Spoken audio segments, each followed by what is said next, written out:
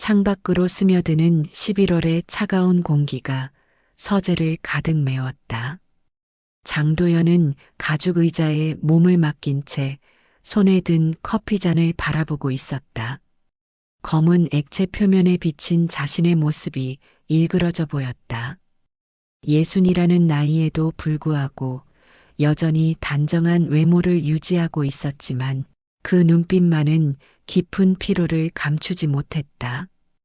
은퇴한 지 3년이 지났다. 법복을 벗은 후 그는 이 한적한 교회의 저택으로 거처를 옮겼다. 서울 강남의 화려한 아파트를 떠나 이곳에 온 이유를 묻는 사람들에게 그는 언제나 같은 대답을 했다. 조용한 곳에서 책이나 읽으며 여생을 보내고 싶어서요. 하지만 진실은 달랐다. 그는 도망치고 있었다. 자신이 쌓아온 명성으로부터, 사람들의 시선으로부터, 무엇보다 자기 자신으로부터 말이다. 벽면을 가득 채운 책들이 그를 둘러싸고 있었다. 헌법, 민법, 형법, 그리고 수많은 판례집들. 한때는 그의 무기였던 것들이 이제는 그를 짓누르는 증거품처럼 느껴졌다. 특히 맨 위 선반에 자리한 정의론이라는 제목의 책이 그의 시선을 붙잡았다. 롤스의 명저였지만 지금의 도연에게는 조롱처럼 다가왔다. 휴대폰이 울렸다. 발신자는 김 변호사였다. 그의 후배이자 오랜 친구인 김태수였다. 판사님, 안녕하십니까? 오늘 오후에 시간 되시면 한번 뵙고 싶은데요. 무슨 일인가? 전화로는 직접 뵙고 말씀드리는 게 좋을 것 같습니다. 태수의 목소리에서 평소와 다른 긴장감이 느껴졌다. 도연은 잠시 망설였다. 은퇴 후 그는 의도적으로 법조계 사람들과의 만남을 줄여왔다. 과거의 인연들을 끊어내려는 노력의 일환이었다. 그렇게 급한 일이라면 사시쯤 집으로 오게. 전화를 끊고 나서 도연은 깊은 한숨을 내쉬었다. 태수는 자신의 몇 안 되는 진실한 친구 중 하나였다. 그렇기에 더욱 마주보기가 어려웠다. 진실을 모르는 이들의 존경 어린 시선이 때로는 칼날처럼 날카로웠다. 오후가 되자 도연은 서재를 나와 거실로 자리를 옮겼다. 넓은 창을 통해 보이는 정원이 늦가을의 쓸쓸함을 자아내고 있었다. 한때 아내와 함께 가꾸었던 장미들이 이제는 앙상한 가지만 남긴 채 서 있었다. 아내 민지는 5년 전 세상을 떠났다. 폐암이었다. 그녀가 병상에 누워있던 마지막 날들, 도연은 처음으로 진실을 말하고 싶었다. 하지만 결국 입을 열지 못했다. 죽어가는 아내에게 자신의 추악한 과거를 털어놓을 용기가 없었다. 당신은 정말 훌륭한 사람이에요. 민지가 마지막에 남긴 말이었다. 그 말이 도연의 가슴을 더욱 아프게 했다. 자신이 얼마나 위선적인 존재인지 아내는 끝까지 모르고 갔다. 사시 정각의 현관문이 울렸다. 도연이 문을 열자 김태수가 서 있었다. 평소보다 얼굴이 어두워 보였고 손에는 갈색 봉투를 들고 있었다. 들어오게. 거실에 앉은 태수는 한동안 말을 꺼내지 못했다. 도연이 차를 내오며 입을 열었다. 무슨 일인가? 얼굴이 좋지 않아 보이는데. 판사님. 태수가 봉투를 테이블 위에 올려놓으며 말했다. 이걸 보셨을까요? 봉투에서 나온 것은 몇 장의 사진과 서류였다. 도연의 얼굴이 순간 굳어졌다. 30년 전 자신의 모습이 담긴 사진이었다. 젊은 시절의 자신이 어떤 남자와 악수하는 모습, 그리고 봉투를 주고받는 듯한 장면들이었다. 이건 어디서? 어제 제 사무실로 익명의 편지가 왔습니다. 이 사진들과 함께요. 도연의 손이 미세하게 떨렸다. 사진 속의 남자는 건설업체 사장 박성호였다. 그리고 그들이 주고받은 것은 단순한 악수가 아니었다. 편지에는 뭐라고 되어 있었나?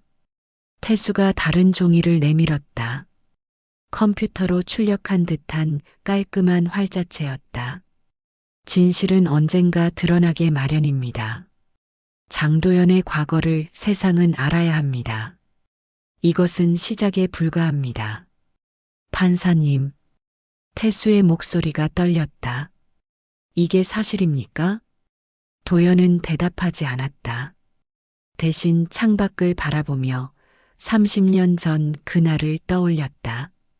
1993년 그날의 기억 젊은 판사 장도연은 야망으로 가득했다.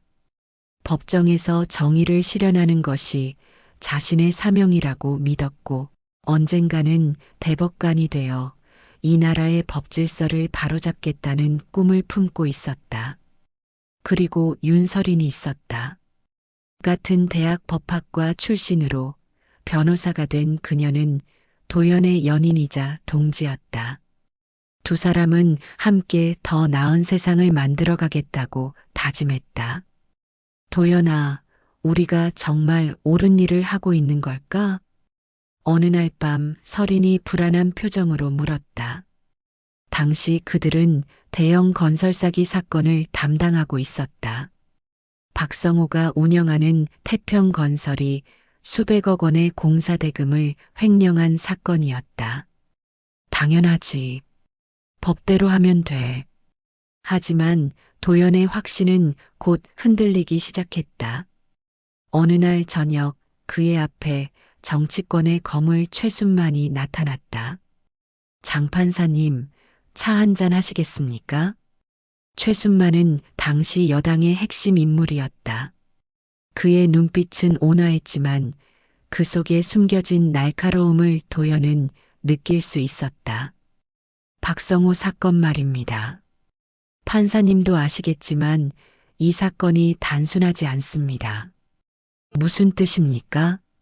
정치적으로 민감한 사안이 얽혀 있어요. 만약 이 사건이 확대되면 전국이 혼란에 빠질 수 있습니다. 국가를 위해서라도 신중하게 접근해야 하지 않을까요? 최순만의 말은 협박이라기보다는 조언처럼 들렸다. 하지만 도연은 그 뒤에 숨겨진 위협을 감지했다. 저는 법대로 할 뿐입니다. 물론입니다. 하지만 때로는 더 큰 정의를 위해 작은 것을 양보해야 할 때가 있지 않습니까? 판사님의 미래도 생각해 보세요. 대법관이 되시려면 정치적 감각도 필요합니다. 그날 밤 도연은 잠을 이루지 못했다. 옆에서 잠든 설인의 얼굴을 바라보며 수없는 고민에 빠졌다. 정이냐 현실이냐의 갈림길에서 그는 흔들리고 있었다. 며칠 후 박성호가 직접 도연을 찾아왔다. 법원 근처의 조용한 카페에서 만난 그는 예상외로 진솔한 모습을 보였다. 판사님, 저도 잘못했습니다. 하지만 이 일이 크게 번지면 무고한 사람들이 피해를 봅니다. 무고한 사람들이요? 제 회사에서 일하는 직원들이 수천 명입니다. 그들의 가족까지 생각하면 수만 명이 넘어요. 저 하나 망하는 건 상관없지만 이들까지 길거리로 내몰 순 없지 않습니까? 박성호는 서류 뭉치를 내밀었다. 이건 제가 그동안 사회에 기여한 내용들입니다. 장학금, 복지시설 건립, 일자리 창출. 물론 제가 잘못한 것은 인정합니다. 하지만 선처를 부탁드립니다. 도연은 서류를 받아들었다.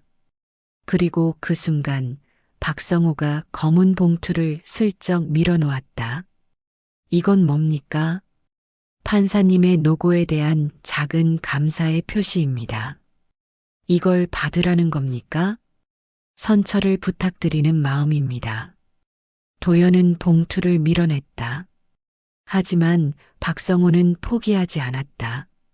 판사님, 세상이 생각보다 복잡합니다. 때로는 융통성이 필요해요. 판사님의 앞날을 위해서라도. 그날 밤 도연은 서린에게 모든 것을 털어놓고 싶었다. 하지만 그녀의 순수한 눈빛을 보자 차마 말을 꺼낼 수 없었다. 도연아, 내일 선고하는 박성호 사건. 잘 될 거지? 당연히 법대로 하겠지. 하지만 그의 목소리에는 확신이 없었다. 선고일 아침, 도연은 법원으로 향하는 길에서 최순만의 전화를 받았다. 판사님, 오늘 좋은 결정 내리시길 바랍니다. 참, 판사님 승진 발표가 다음 주라고 들었는데 좋은 소식이 있을 겁니다. 전화를 끊고 나서 도연은 차를 길가에 세웠다. 손이 떨렸다. 지금까지 살아온 신념과 앞으로의 미래 사이에서 그는 갈등했다. 법정에 들어서자 박성호와 눈이 마주쳤다. 그의 표정에서 간절함이 느껴졌다. 방청석에는 태평건설 직원들과 그 가족들이 앉아 있었다. 모두 불안한 표정으로 선고를 기다리고 있었다. 서린도 와 있었다. 그녀는 도연을 믿는다는 듯한 눈빛으로 바라보고 있었다. 피고인 박성호에 대한 판결을 선고하겠습니다. 도연의 목소리가 법정에 울렸다. 그의 손에는 두 개의 판결문이 있었다. 하나는 원래 작성한 것으로 실형을 선고하는 내용이었고, 다른 하나는 어젯밤 새로 쓴 것으로 집행유예를 선고하는 내용이었다. 피고인은 도연이 입을 열려는 순간 서린의 얼굴이 눈에 들어왔다. 그녀는 여전히 그를 믿고 있었다. 그 순간 도연의 마음속에서 마지막 갈등이 벌어졌다. 하지만 현실의 무게는 너무 무거웠다. 피고인에게 징역 2년에 집행유예 3년을 선고합니다. 법정이 술렁였다. 검사는 당황한 표정을 지었고 박성호는 안도의 한숨을 내쉬었다. 그리고 서린. 그녀의 얼굴에서 믿음이 사라지는 것을 도연은 똑똑히 볼 수 있었다. 선고가 끝난 후 서린은 도연을 피했다. 전화도 받지 않고 만나자는 연락에도 응답하지 않았다. 일주일 후 도연은 그녀의 사무실을 찾아갔다. 서린아, 들어오세요. 그녀의 목소리는 차갑게 식어 있었다. 설명할 기회를 달라. 설명이요? 서린이 비웃었다. 무엇을 설명하시겠다는 거죠? 내가 박성호에게 뇌물을 받았다는 걸 설명하시겠어요? 아니면 정치권과 거래했다는 걸 설명하시겠어요? 도연은 말문이 막혔다.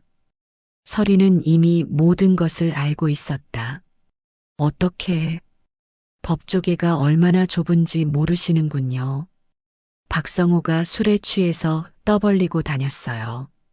장판사에게 선물을 줬더니 좋은 결과가 나왔다고요. 서린아, 내가 그만하세요. 서린이 손을 들어 막았다. 더 이상 듣고 싶지 않아요. 나도 어쩔 수 없었어. 너무 많은 것들이 얽혀 있었고 어쩔 수 없다고요? 서린의 목소리가 높아졌다. 당신이 그렇게 말하는 걸 듣게 될 줄은 몰랐어요. 우리가 함께 꿈꿨던 정의가 이런 건가요? 서린아, 돌아가세요. 다시는 저를 찾지 마세요.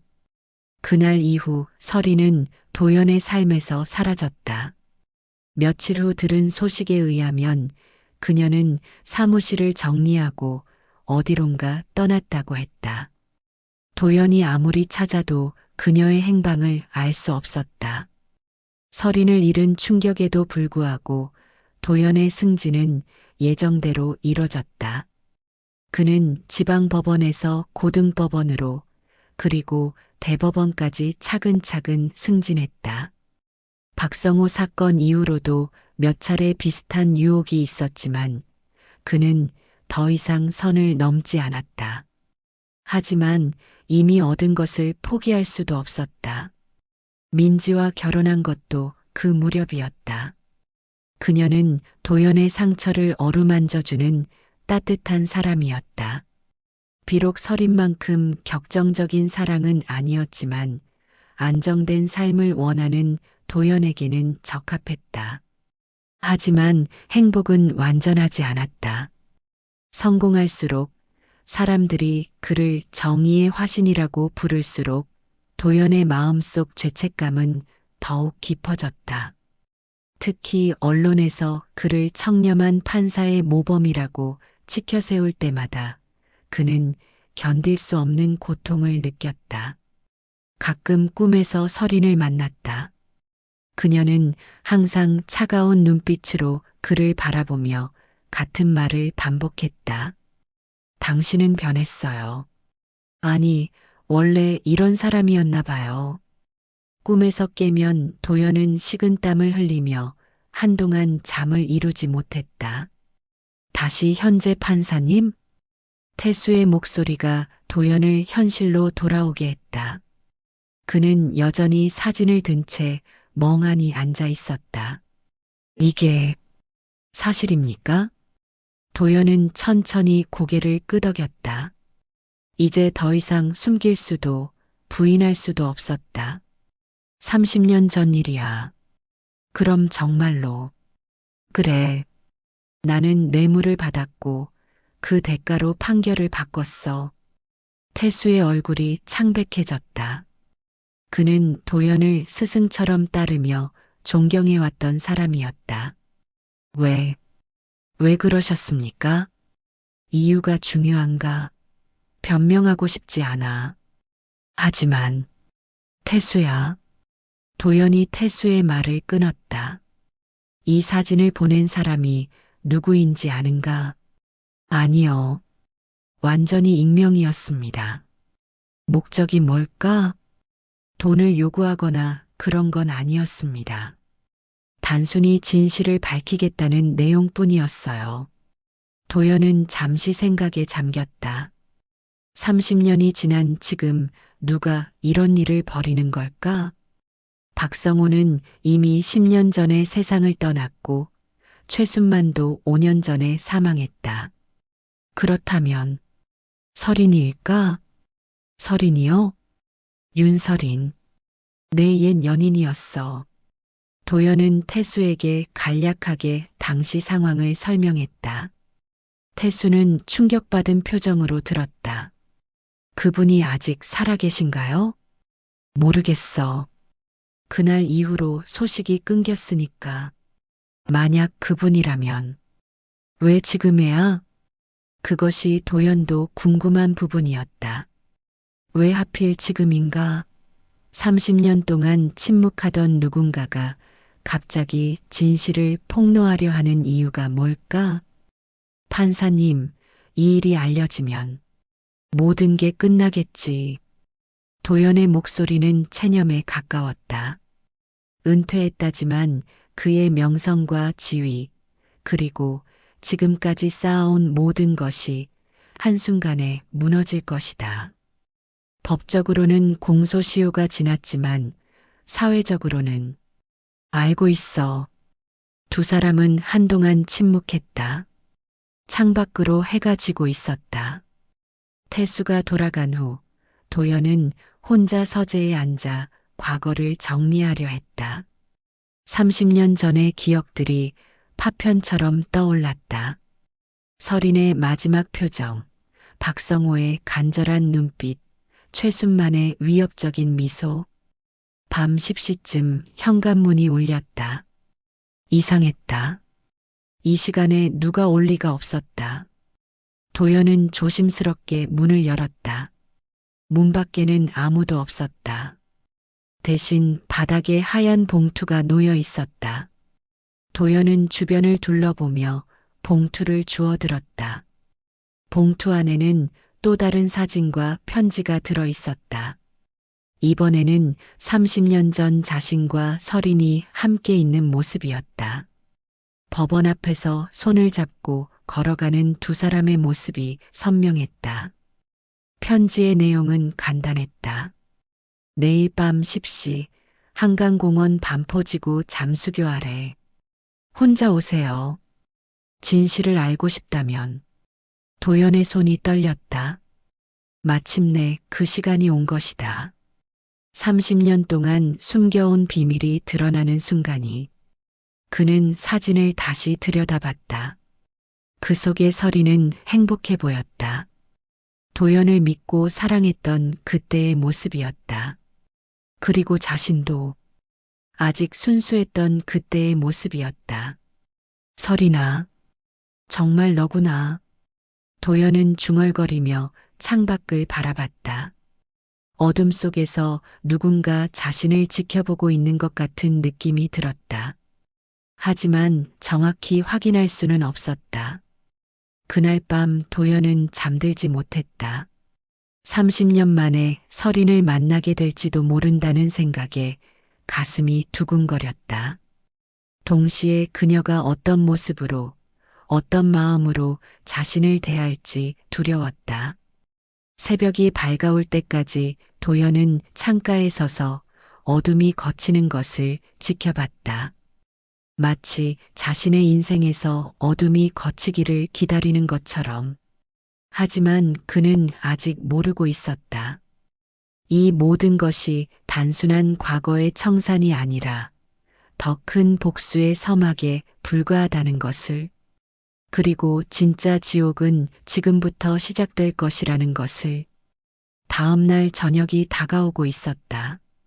운명의 만남이 기다리고 있었다. 서울 마포구 작은 원룸에서 윤설인 45의 하루가 시작되었다. 새벽 4시 알람 시계가 울리기 전에 그녀는 이미 눈을 떴다.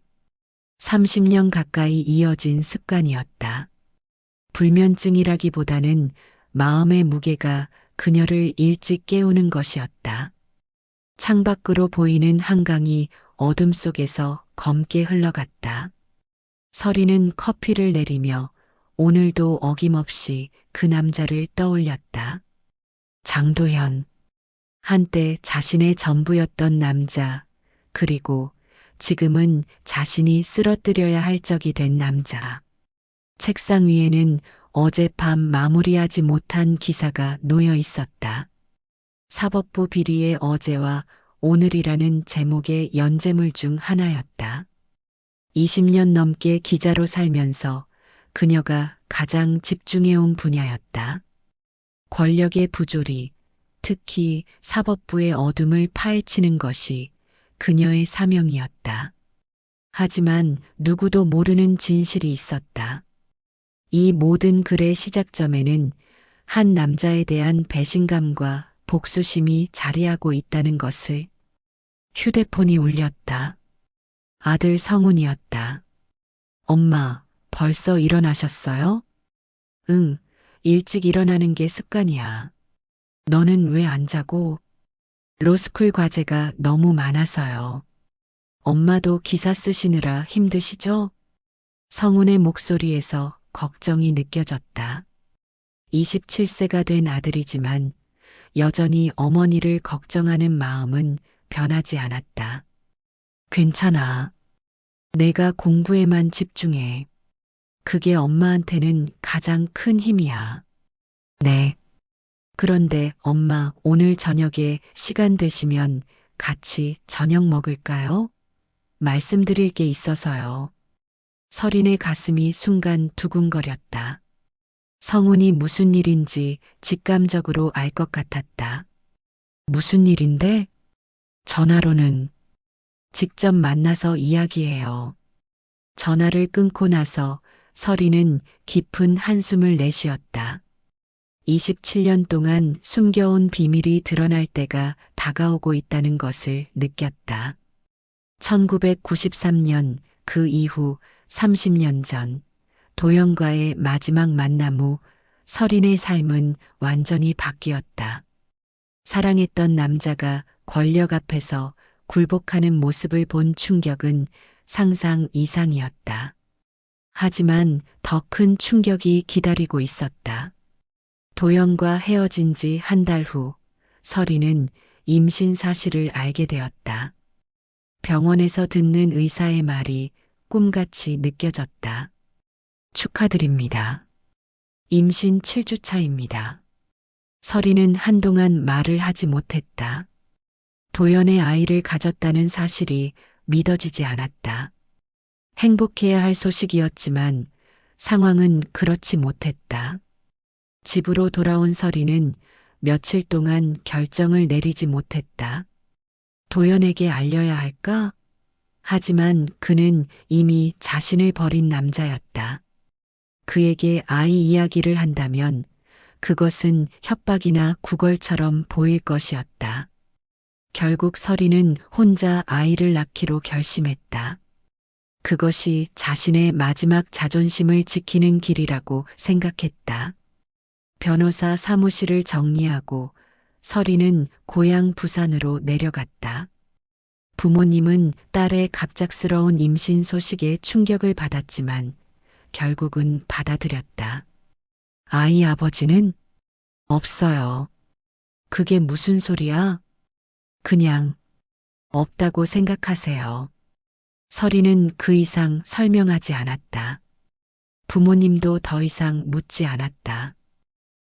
1994년 봄 윤성훈이 태어났다.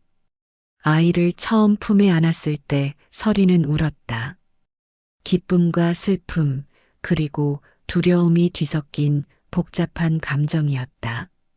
이 아이만큼은 절대 포기하지 않을 거야. 그것이 설인이 아들에게 한 첫 번째 약속이었다. 하지만 현실은 녹록지 않았다. 90년대 중반 한국 사회에서 미혼모로 살아간다는 것은 상상 이상으로 힘든 일이었다. 사람들의 시선은 차가웠고 취업도 쉽지 않았다. 설이는 부산의 작은 지역 신문사에 취직했다. 급료는 적었지만 기자라는 직업만은 포기하고 싶지 않았다. 낮에는 취재를 하고 밤에는 기사를 쓰면서 틈틈이 성훈을 돌봤다. 엄마, 아빠는 언제 와요? 5살 된 성훈이 물었다.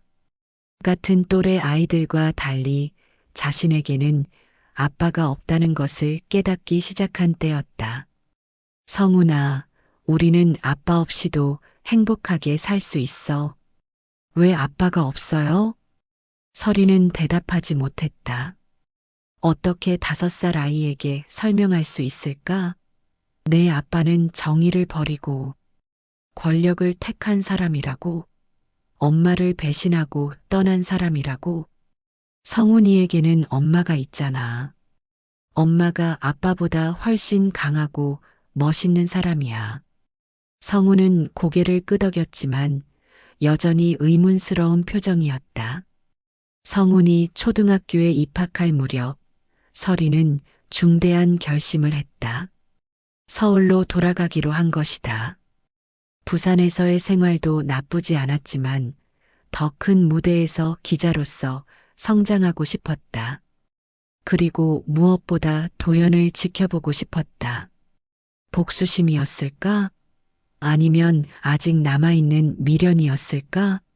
설인 스스로도 확실하지 않았다.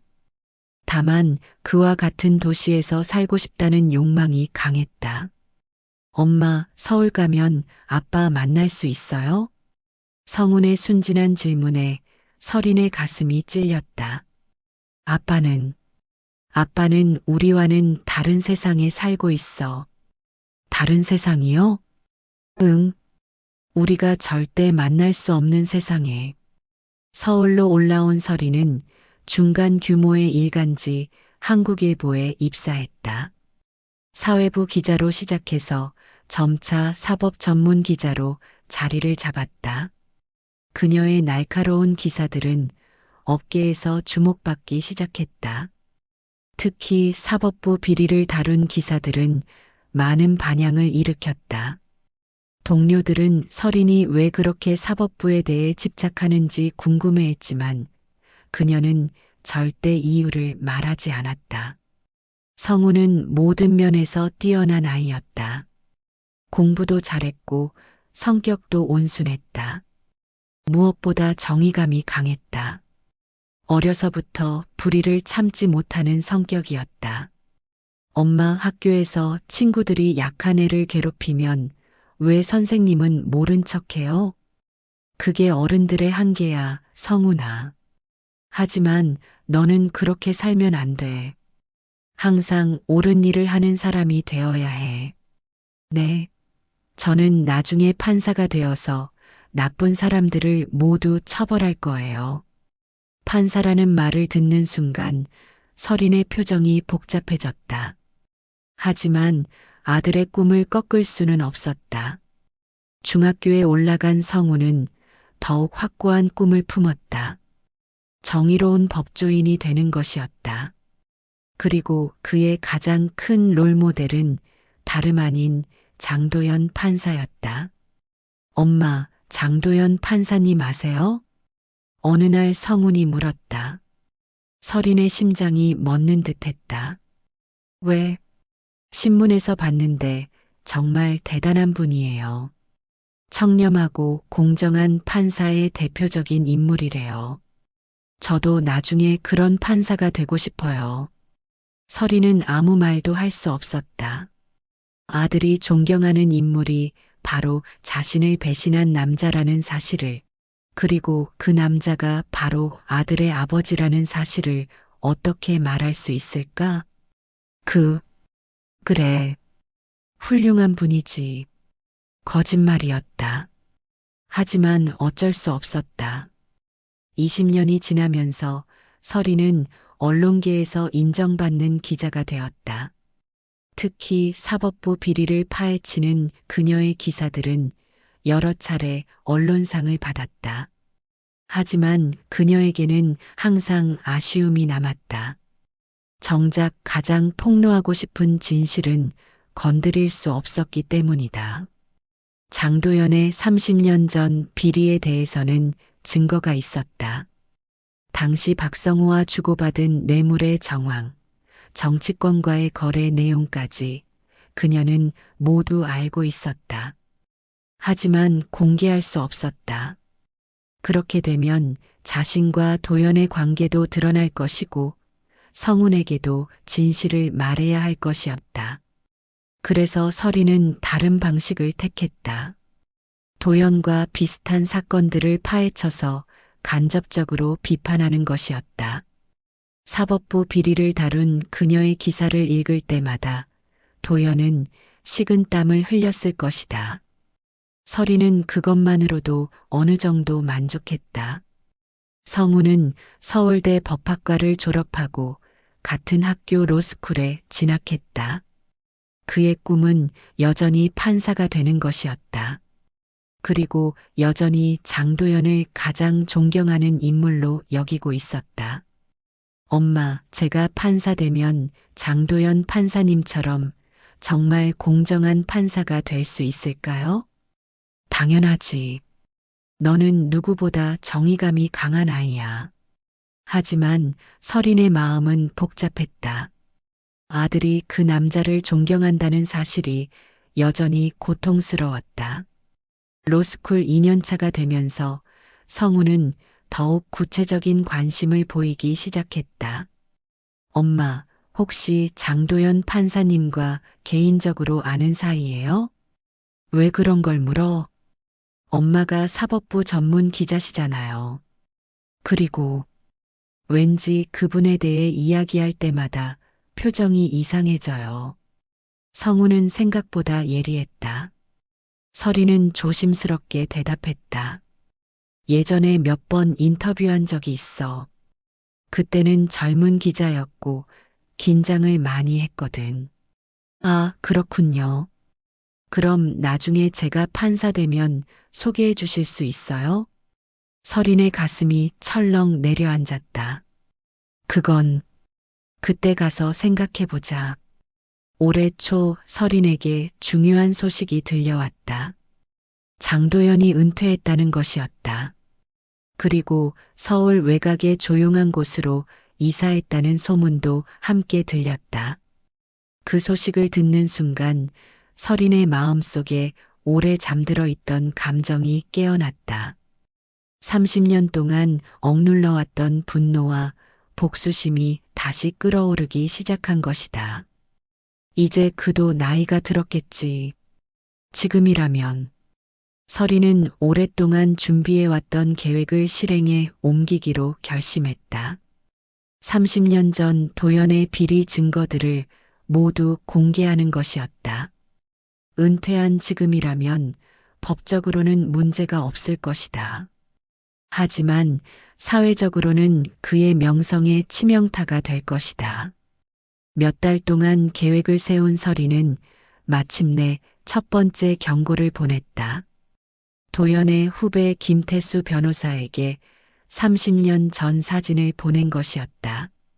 이것은 시작에 불과했다. 저녁 7시 설이는 성훈과 약속한 식당에서 기다리고 있었다. 마포구의 작은 한정식집이었다. 성훈이 좋아하는 곳이었다. 엄마, 늦어서 죄송해요. 성훈이 들어오며 인사했다. 27세가 된 아들은 키도 크고 준수한 외모를 가지고 있었다.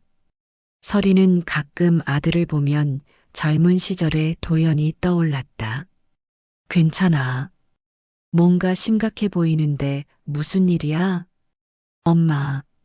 성훈이 망설이다가 입을 열었다. 저 아버지에 대해 알고 싶어요.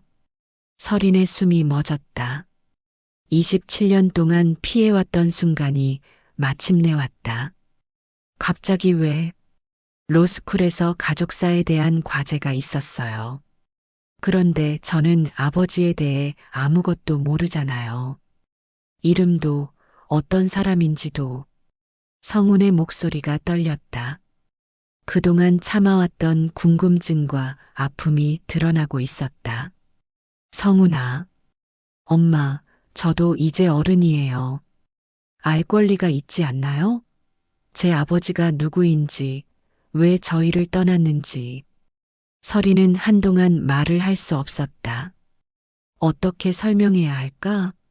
내 아버지는 내가 가장 존경하는 장도연이라고. 하지만 그는 권력 앞에서 굴복한 비겁한 남자라고. 엄마, 성훈아, 어떤 진실은 알지 않는 게 나을 때가 있어. 그게 무슨 말씀이세요? 진실을 모르면 제가 어떻게 살아가죠?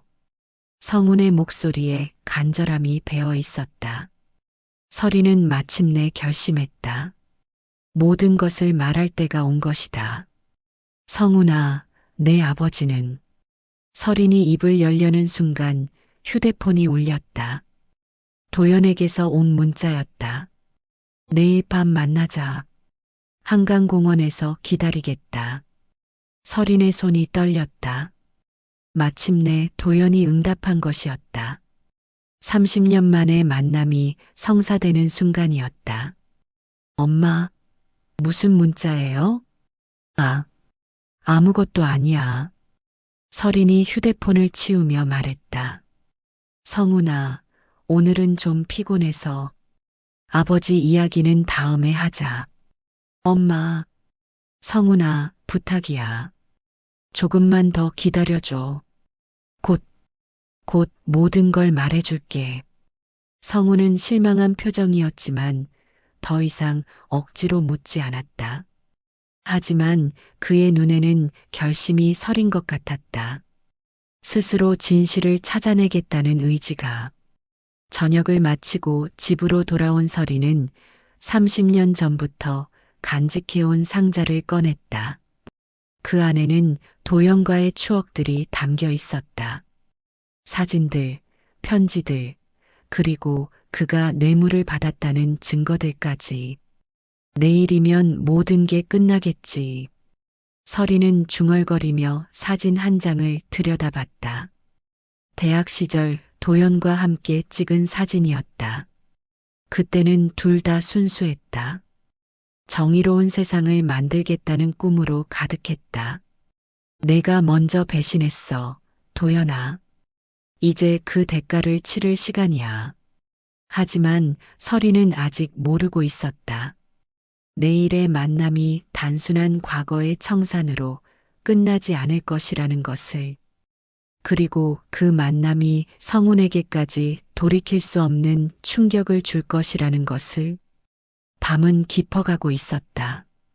서리는 창밖을 바라보며 내일을 준비했다. 30년 동안 기다린 복수의 순간을 위해. 서울대학교 로스쿨 대강당에는 200여 명의 학생들이 모여 있었다. 오늘의 특별 강연 연사는 은퇴한 장도연 전 대법관이었다. 법관의 양심과 사회적 책임이라는 주제로 진행될 예정이었다. 윤성우는 맨 앞줄에 앉아 강연 시작을 기다리고 있었다. 평소 존경에 마지 않던 인물을 직접 만날 수 있다는 설렘에 가슴이 두근거렸다. 존경하는 후배 법조인 여러분. 장도연이 연단에 올라서는 순간 강당 안이 조용해졌다.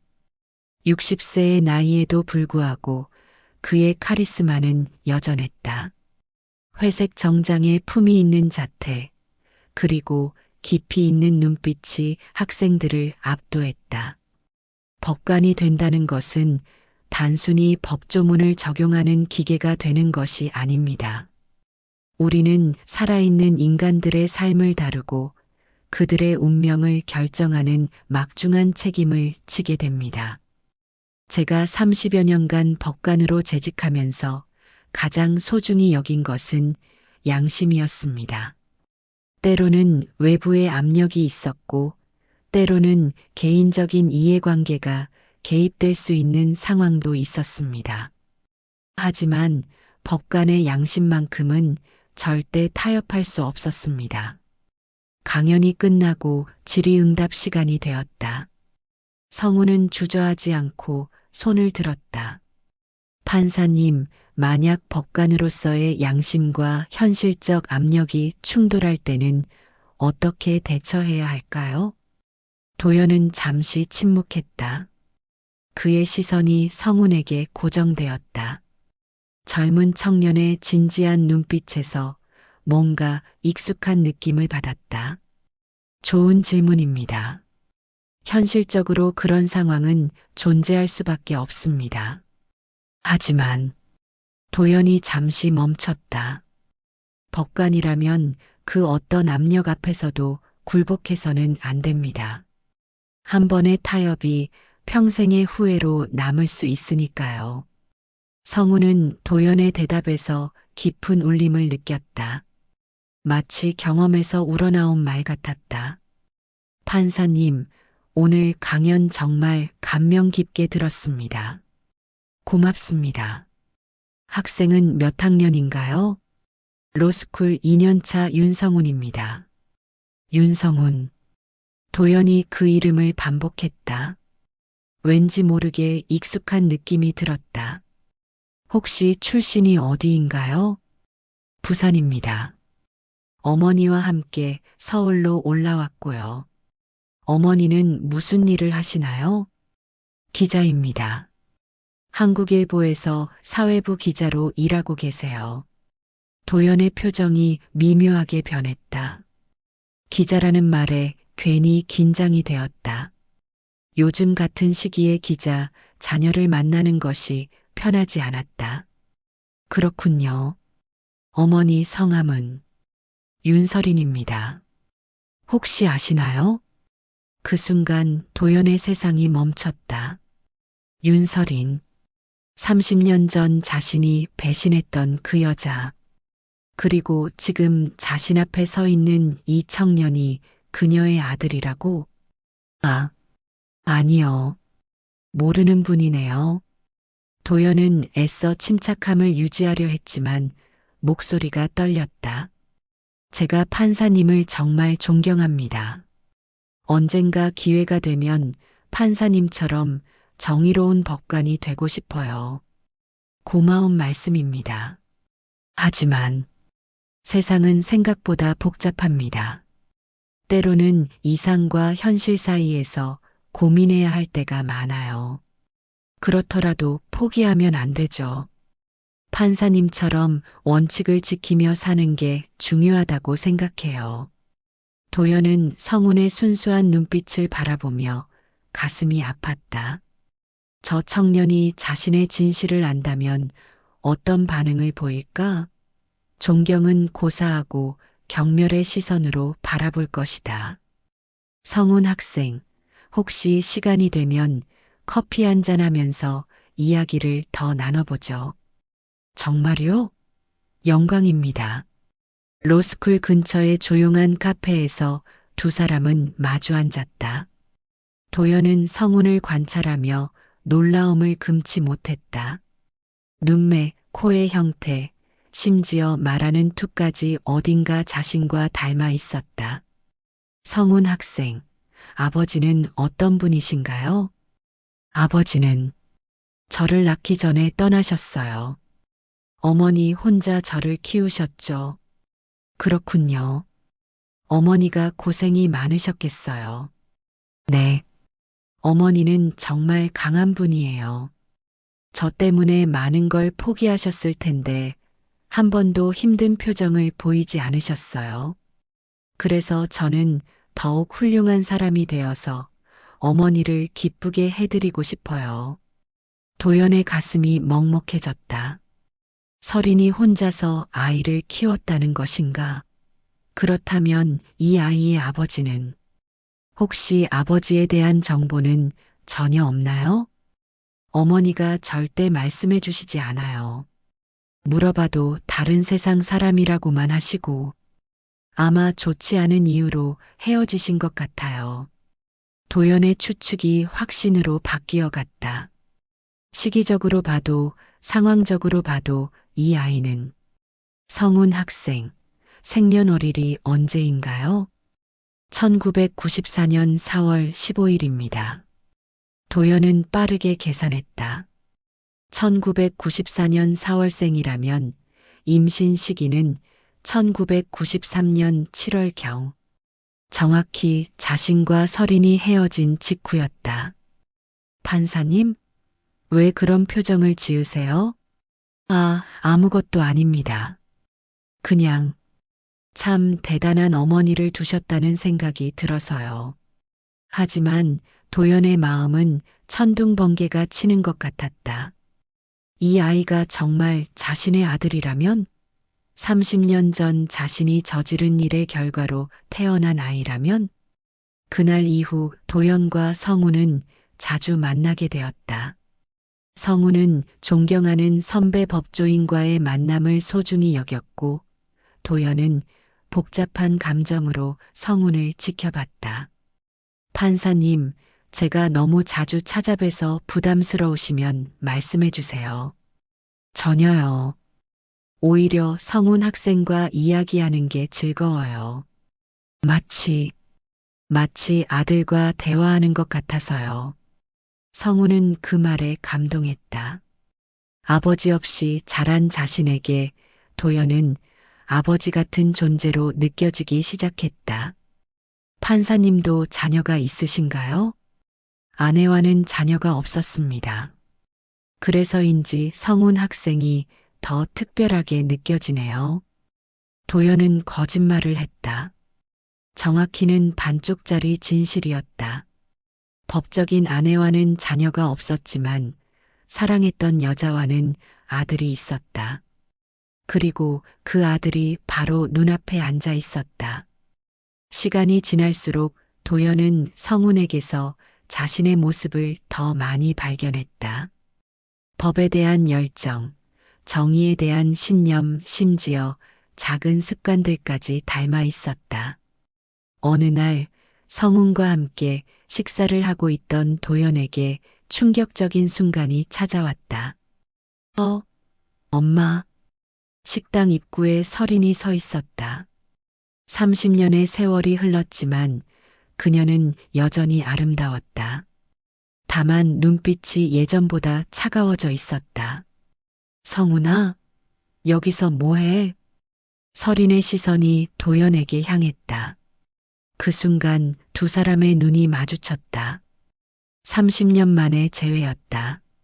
어머니, 이분이 제가 늘 말씀드렸던 장도연 판사님이세요. 설인의 표정이 굳어졌다. 도연 역시 말을 잇지 못했다. 안녕하십니까? 윤설인 기자님. 안녕하세요. 판사님. 두 사람의 인사는 형식적이었지만 그 사이에 흐르는 긴장감은 누구라도 느낄 수 있을 정도였다. 어머니도 함께 식사하시죠.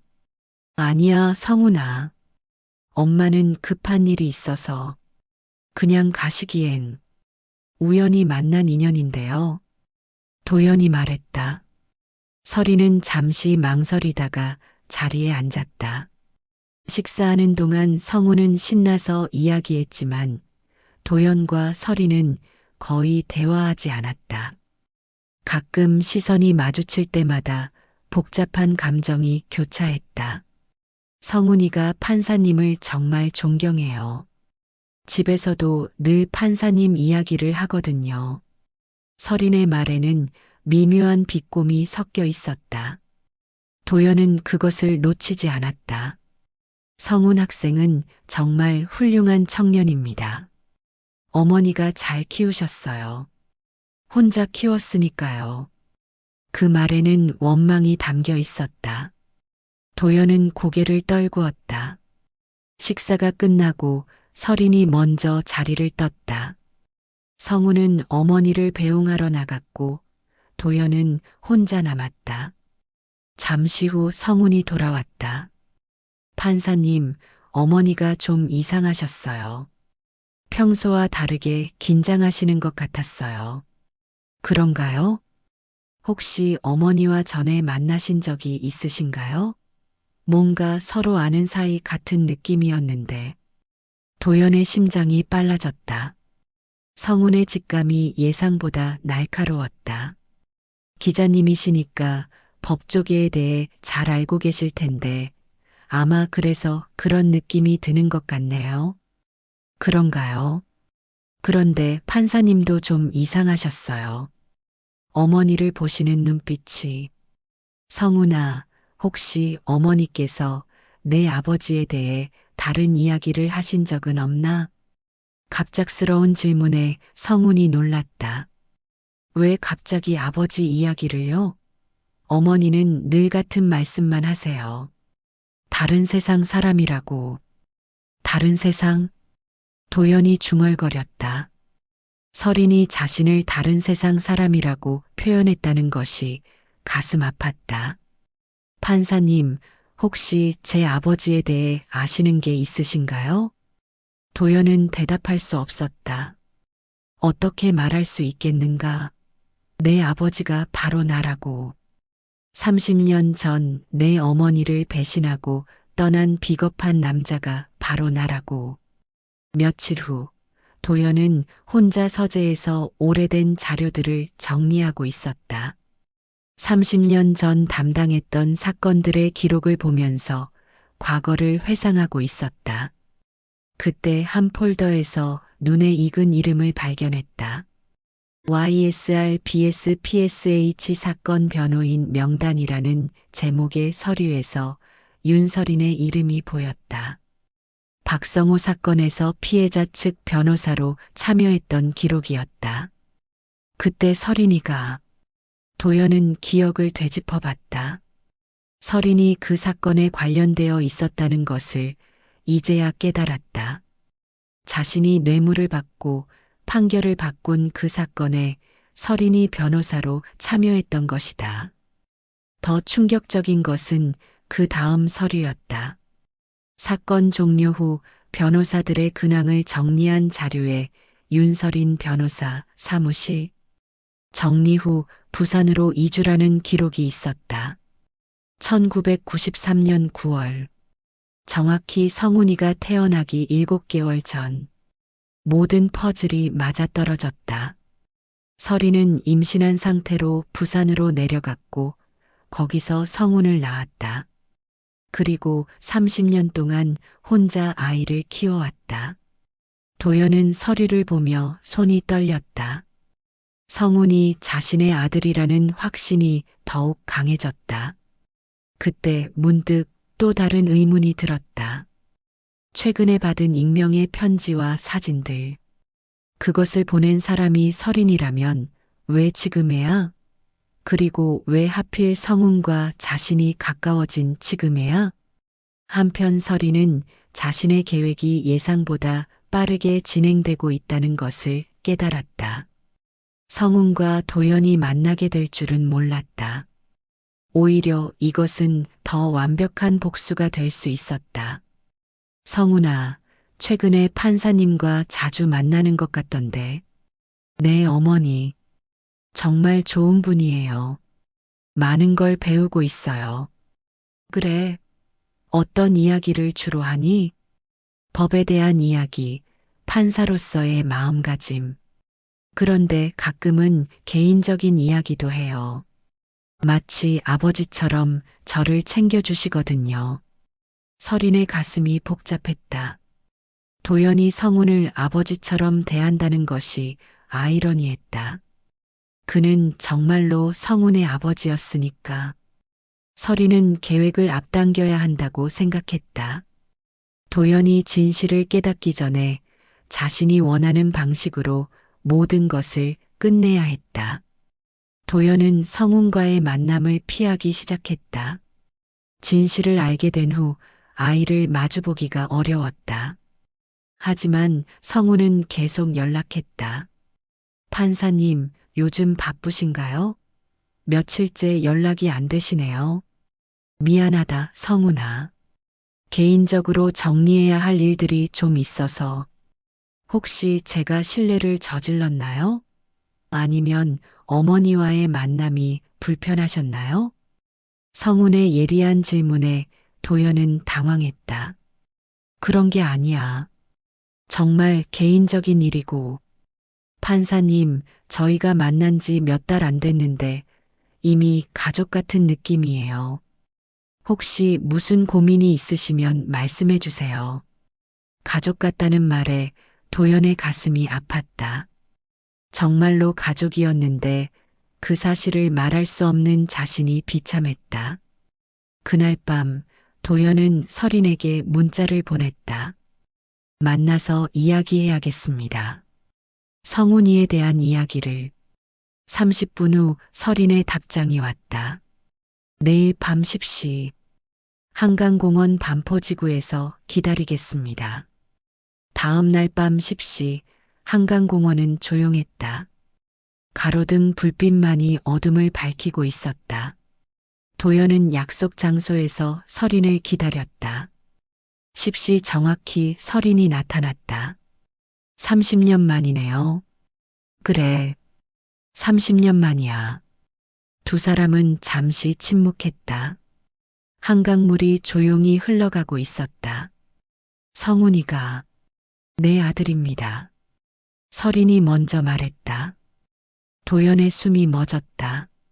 정말로 1993년 7월에 임신을 알았어요. 당신이 저를 버린 직후에. 설인아, 그때 내가. 변명은 듣고 싶지 않아요. 30년 동안 혼자 키웠어요. 당신의 도움 없이. 도연은 무릎이 꺾일 것 같았다. 자신의 아들을 30년 동안 모르고 살았다니. 왜 말해주지 않았어? 말했다면 어떻게 하실 건이었어요? 권력을 버리고 저희에게 오실 건이었나요? 도연은 대답할 수 없었다. 30년 전 자신의 선택을 생각해보면 그랬을 가능성이 낮았다. 성운이는 당신을 존경해요. 아이러니하죠? 자신을 버린 아버지를 가장 존경하는 인물로 여기고 있어요. 이제 모든 걸 끝낼 때가 왔어요.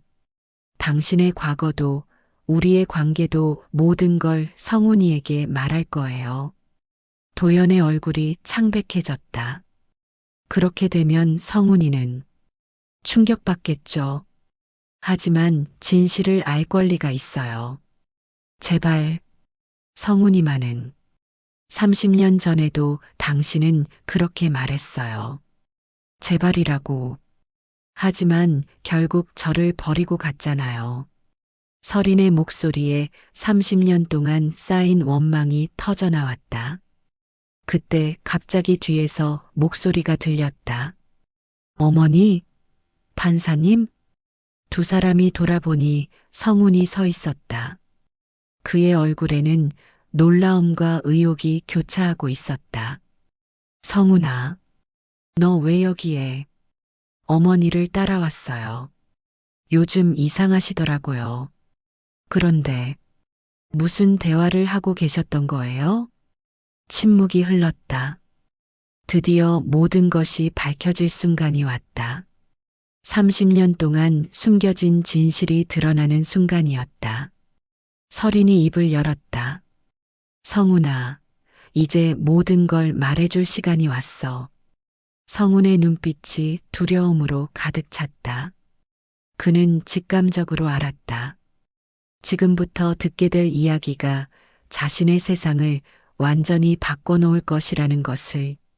성훈아, 서린의 목소리가 떨렸다.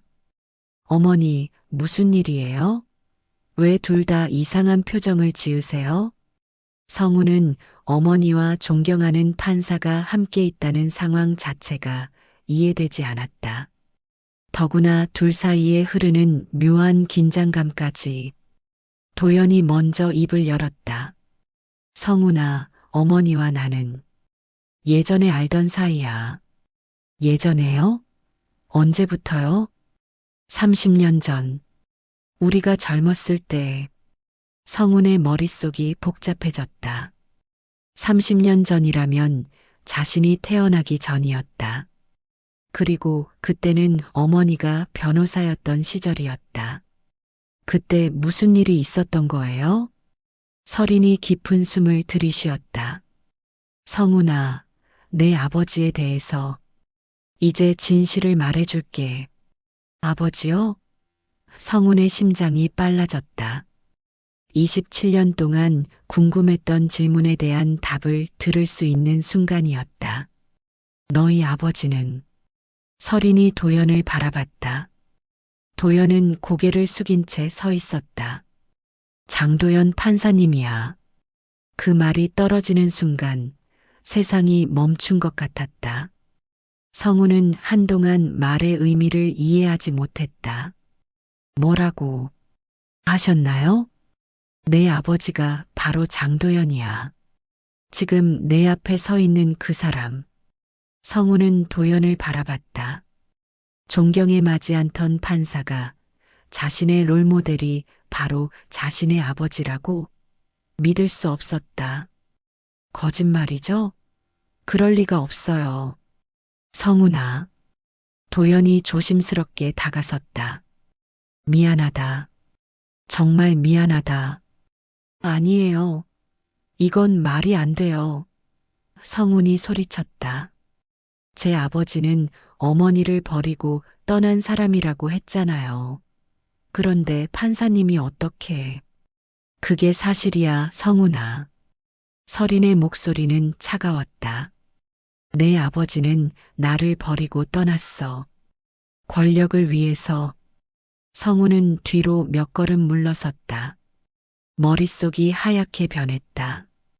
그렇다면 판사님은 처음부터 저를 알고 계셨던 거네요? 도연은 고개를 저었다. 아니야. 나도 최근에 알았어. 내가 서린이의 아들이라는 걸.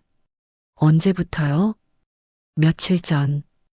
확신을 갖게 된 건. 성훈은 웃음을 터뜨렸다. 하지만 그것은 기쁨의 웃음이 아니라 절망의 웃음이었다. 그렇다면 제가 판사님을 존경한다고 했을 때 어떤 기분이셨어요? 자신을 버린 아버지를 존경하는 아들을 보니까 어떠셨어요? 성훈아, 답하세요. 성운의 목소리가 강하게 울렸다. 도연은 침묵했다. 어떤 말로도 이 상황을 설명할 수 없었다. 제가 얼마나 바보였는지 아세요? 아버지가 누군지 모른 채 살면서도 판사님 같은 분이 제 아버지였으면 좋겠다고 생각했어요. 그런데 정말로 아버지였다니. 이게 꿈인가요?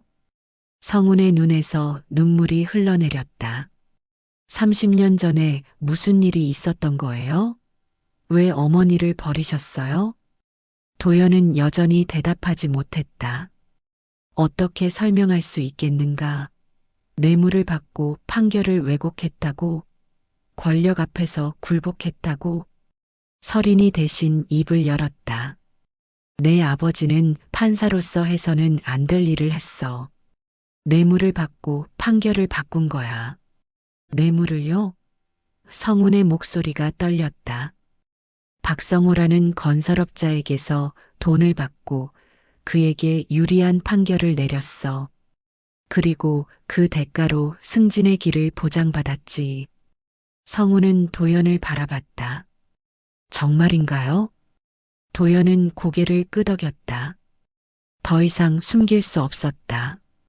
그래, 사실이야. 그 순간 성운의 세상이 무너졌다. 자신이 평생 존경해온 인물이 부패한 판사였다니. 그리고 그런 사람이 자신의 아버지였다니.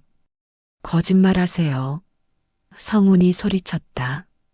판사님이 그럴 리 없어요. 평생 정의를 위해 사셨잖아요. 성운아, 진정해. 진정하라고요? 제 인생이 통째로 거짓말이었는데 어떻게 진정해요? 성운은 분노로 몸을 떨었다. 존경하던 인물에 대한 배신감과 아버지에 대한 원망이 동시에 밀려왔다. 그럼 제가 지금까지 꿈꿔온 것들은 뭐예요? 판사님 같은 정의로운 법관이 되고 싶다고 했는데 그 판사님이 부패한 판사였다면 도연이 다가서려 했지만 성우는 더 멀리 물러섰다. 가까이 오지 마세요. 저는 당신의 아들이 아니에요. 성우나 제발. 30년 동안 어머니 혼자 저를 키우시면서 얼마나 힘드셨는지 아세요? 사람들이 손가락질하는 것도 경제적 어려움도 모든 걸 혼자 감당하셨어요. 성운의 목소리가 점점 높아졌다. 그런데 당신은 뭘 했어요? 뇌물 받은 돈으로 떵떵거리며 살았겠네요. 사람들이 정의의 아이콘이라고 부르는 걸 들으며 우쭐했겠고, 그게 아니야, 성운아. 나도 고통스러웠어. 고통스러웠다고요? 성운이 비웃었다. 30년 동안 저희는 지옥 같은 삶을 살았는데 당신이 뭘 안다고 고통스러웠다는 거예요? 도연은 할 말을 잃었다. 성운의 분노가 정당했기 때문이다. 어머니. 그럼 어머니가 그동안 사법부 비리 기사를 쓰신 이유도 그래. 복수심 때문이었어. 설인이 솔직하게 인정했다. 20년 넘게 기자로 살면서 부패한 법관들을 고발한 건 내 아버지에 대한 분노 때문이었어. 직접적으로는 건드릴 수 없었지만 비슷한 사람들을 통해서라도 응징하고 싶었어. 성우는 어머니의 삶을 새롭게 이해하게 되었다. 그녀의 강인함 뒤에 숨겨진 복수심과 상처를. 그럼 제가 판사가 되겠다고 했을 때 어머니가 복잡한 표정을 지으셨던 이유도 내 아버지와 같은 길을 걷는다는 게 걱정되었어. 하지만 내 꿈을 꺾을 수는 없었어. 성운의 가슴이 아팠다. 어머니가 얼마나 복잡한 심정으로 자신을 지켜봤을지 상상이 되었다. 성운이 입을 열었다. 저는 더 이상 판사가 되고 싶지 않아요. 성운아, 부패한 판사의 아들이 어떻게 정의를 말할 수 있겠어요? 제가 지금까지 추구해온 정의라는 게 허상이었어요. 도연이 간절히 말했다. 성훈아, 내 꿈을 포기하지 마. 나의 잘못 때문에 내가 포기할 필요는 없어. 당신이 뭘 안다고 그런 말을 해요? 27년 동안 아버지 없이 살아온 제 마음을 당신이 알아요? 성훈의 말에 도연은 아무 대답도 할 수 없었다. 어머니, 집에 가요. 더 이상 이 사람과 있고 싶지 않아요. 서리는 마지막으로 도연을 바라봤다. 이제 끝났어요.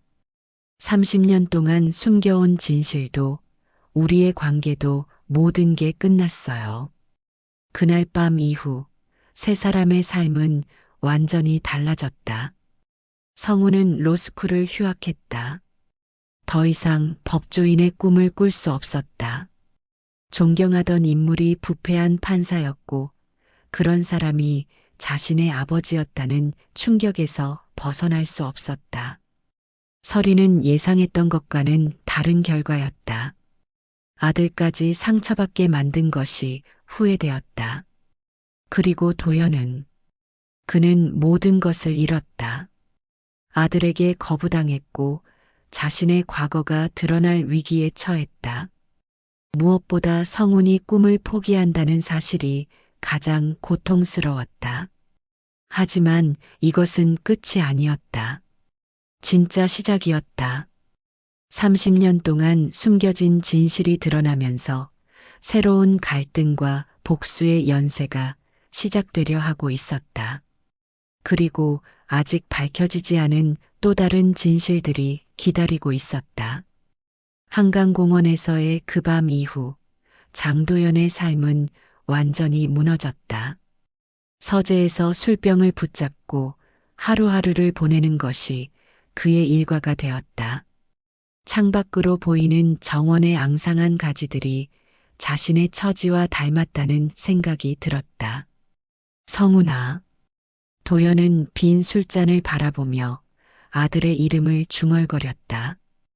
27년 동안 존재조차 몰랐던 아들. 그 아이가 자신을 존경한다고 했을 때의 그 순수한 눈빛이 아직도 생생했다. 휴대폰에는 성훈의 부재중 전화가 수십 건 쌓여 있었다. 하지만 도연은 받을 수 없었다. 어떤 얼굴로 그 아이를 마주봐야 할까? 새벽 3시 또 다른 술병을 여는 도연의 손이 떨렸다. 30년 전 그 선택이 이런 결과를 가져올 줄 알았다면. 하지만 이미 늦었다. 돌이킬 수 없었다. 민지야. 죽은 아내의 이름을 부르며 도연은 눈물을 흘렸다.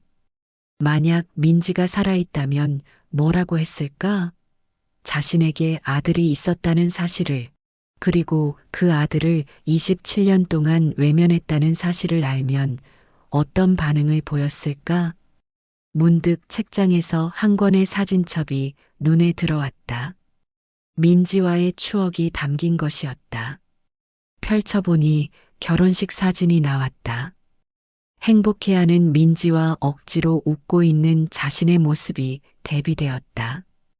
그때도 나는 거짓말을 하고 있었구나.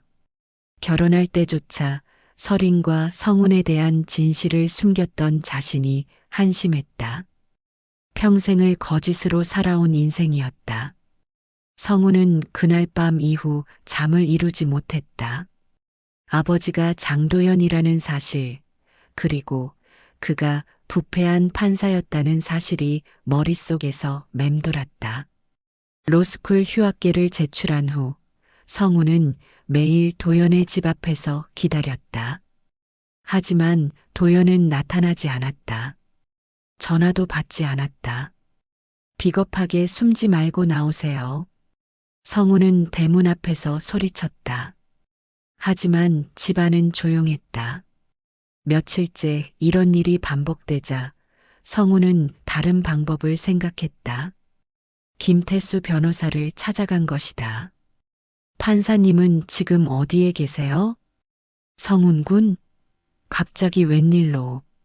제가 판사님의 아들입니다. 김태수의 얼굴이 굳어졌다.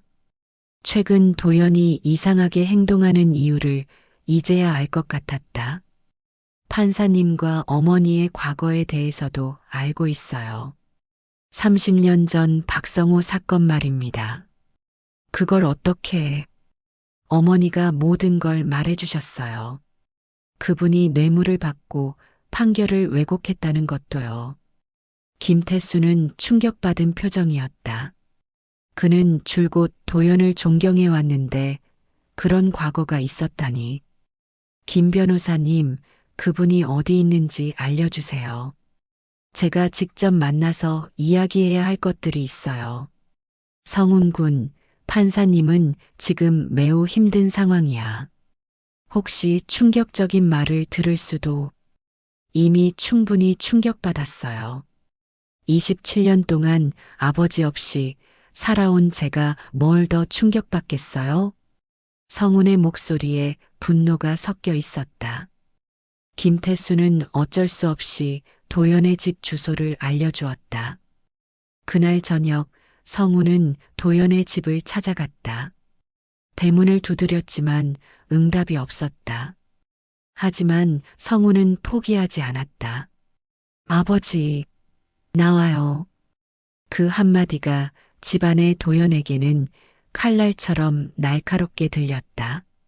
아버지라는 호칭을 들으니 가슴이 찢어지는 것 같았다. 도연은 비틀거리며 현관문을 열었다. 술에 취한 그의 모습을 본 성우는 충격을 받았다. 평소 단정했던 판사의 모습은 어디에도 없었다. 성훈아, 이게 뭐예요? 이런 식으로 숨어서 살 거예요? 성훈이 집 안으로 들어가자 술병들이 여기저기 널려 있는 것이 보였다.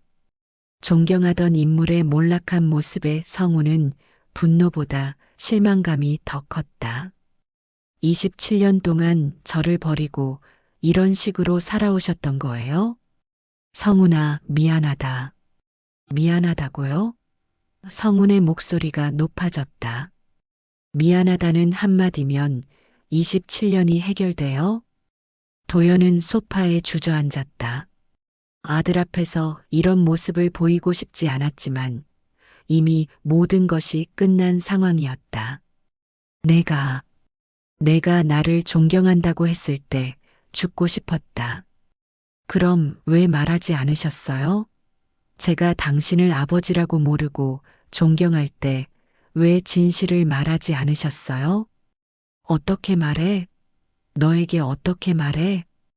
도연의 목소리도 높아졌다. 내가 내 아버지지만 너를 버린 나쁜 놈이라고? 내가 존경하는 판사지만 실제로는 뇌물을 받은 부패한 인간이라고? 성우는 잠시 말을 잃었다. 도연의 고통이 진짜라는 것을 느낄 수 있었다. 한편 서리는 평상시처럼 기사를 쓰고 있었다. 하지만 손은 키보드 위에 있었지만 머릿속은 복잡했다. 30년 만에 복수를 완료했지만 예상했던 것과는 달랐다. 성훈이 상처받는 모습을 보니 마음이 아팠다. 하지만 진실은 알아야 했다. 더 이상 거짓으로 살 수는 없었다. 휴대폰이 울렸다. 성훈이었다. 엄마, 저 아버지.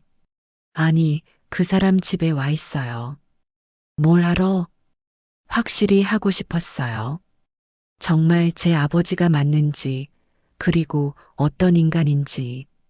서리는 잠시 침묵했다. 어떻게 생각해? 최악이에요. 술에 찌들어서 폐인처럼 살고 있어요. 이런 사람이 제 아버지라니. 차라리 없는 게 나았어요. 서린의 가슴이 복잡했다. 도연이 고통받고 있다는 것을 알 수 있었다. 하지만 동정할 마음은 없었다. 자신과 성훈이 겪은 고통에 비하면 그의 고통은 당연한 결과였다. 성훈아, 집에 와. 아직 할 말이 남았어요. 더 상처받지 마. 그 사람은 이미 끝난 사람이야. 하지만 성우는 전화를 끊었다. 서리는 불안한 마음으로 아들을 기다릴 수밖에 없었다. 왜 하필 어머니였어요? 성훈이 도연에게 물었다. 왜 하필 윤서린을 사랑했다가 버렸어요? 다른 여자였다면 이렇게 복잡하지 않았을 텐데. 서린이는 내가 사랑했던 유일한 여자였어. 사랑했다고요? 성훈이 비웃었다. 사랑하는 여자를 권력 때문에 버리는 게 사랑이에요? 그때는 어려서라고요? 성훈의 목소리가 차가워졌다. 27세면 충분히 성인이잖아요. 저도 27세예요. 저는 절대 사랑하는 사람을 버리지 않을 거예요. 도연은 아들의 날카로운 말에 할 말을 잃었다. 내가 옳다. 변명할 여지가 없어. 그럼 이제라도 어머니에게 사과하러 가세요. 서린이는 날 용서하지 않을 거야. 당연하죠. 30년 동안 혼자 아이를 키우면서 얼마나 힘드셨는데요. 성우는 어머니의 고생을 떠올리며 더욱 화가 났다. 어머니가 밤마다 울던 걸 아세요? 제가 어렸을 때 가끔 들었어요. 화장실에서 조용히 우시는 소리를. 도연의 가슴이 찔렸다. 그리고 다른 사람들이 저희를 손가락질할 때마다 어머니가 얼마나 상처받으셨는지 아세요? 성훈아, 90년대에 미혼모로 산다는 게 얼마나 힘든 일인지 당신은 상상도 못할 거예요. 취업할 때도, 집을 구할 때도, 학교에서도, 모든 곳에서 편견과 싸워야 했어요. 성훈의 말을 들으며 도연은 자신이 얼마나 많은 것을 외면하고 살아왔는지 깨달았다. 정확히 어떤 일이 있었던 건지 말해주세요. 성훈이 진정하며 물었다. 도연은 깊은 숨을 쉬고 30년 전의 기억을 되살렸다. 박성호라는 건설업자가 있었어. 대규모 사기 사건의 피고였지. 어머니가 그 사건의 변호사였다면서요? 그래. 피해자 측 변호사였어. 서린이는 정의감이 강했거든. 반드시 박성호를 처벌해야 한다고 주장했어. 도연은 계속해서 당시 상황을 설명했다. 최순만의 압력, 박성호의 뇌물 제한, 그리고 자신의 고민. 처음엔 거절했어. 하지만 승진에 대한 욕심, 미래에 대한 불안감이 나를 흔들었어. 그래서 받아들였다는 거군요. 그날 밤 서린이에게 말하려고 했어. 하지만 못했어. 그 순수한 눈빛을 보니 차마. 그리고 판결을 바꾸셨고요. 도연은 고개를 끄덕였다. 집행유예를 선고했어. 원래는 실형이었는데. 그 후에 어머니와는 서린이는 모든 걸 알았어. 법조계는 좁거든. 박성호가 술에 취해서 떠벌리고 다녔어. 성우는 당시 어머니의 절망감이 어땠을지 상상이 되었다. 그리고 헤어지셨고 어머니는 임신 사실을 숨기고 부산으로 내려가셨군요. 나는 몰랐어. 정말 몰랐어. 알았다면 어쨌을 거예요? 도연은 대답하지 못했다. 정직하게 답한다면 30년 전 자신의 성격으로는 책임을 지지 않았을 가능성이 높았다. 제가 어떤 마음으로 당신을 존경했는지 아세요? 성훈의 목소리에 울음이 섞여 있었다. 신문에서 당신 기사를 볼 때마다 이런 생각을 했어요. 우리 아버지도 이런 사람이었으면 좋겠다고. 도연의 눈에서 눈물이 흘러내렸다. 그런데 정말로 아버지였는데 전혀 다른 사람이었어요. 제가 존경했던 건 가면을 쓴 모습이었던 거죠. 성훈아, 30년 동안 정의의 화신 행세를 하면서 속으로는 어땠어요? 사람들이 박수치고 존경할 때마다 기분이 어땠어요? 지옥 같았어. 도연이 솔직하게 답했다. 매일 밤 괴로웠어. 특히 내가 나타난 후로는. 그럼 왜 진실을 밝히지 않으셨어요?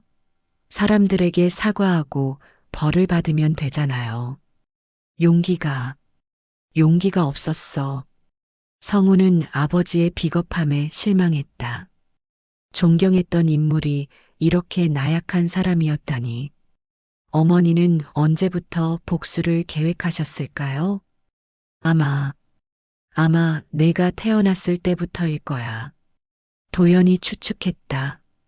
서린이가 사법부 비리를 파헤치는 기사를 쓴 것도 나에 대한 복수의 일환이었을 거야.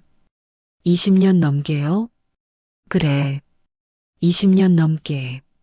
성우는 어머니의 집념에 놀랐다.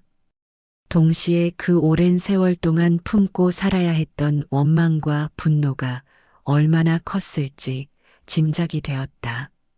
그럼 제가 당신을 만난 것도 어머니가 의도한 건가요? 아니야. 그건 정말 우연이었어. 서린이도 놀랐을 거야. 하지만 성우는 의심스러웠다. 정말 우연이었을까? 어머니가 모든 것을 계산하고 있었던 건 아닐까? 이제 어떻게 할 거예요? 성운이 물었다. 모르겠어. 정말 모르겠어. 도연은 무력하게 대답했다. 사람들에게 진실을 밝힐 거예요? 그래야겠지.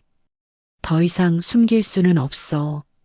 그럼 모든 명예와 재산을 잃게 되겠네요.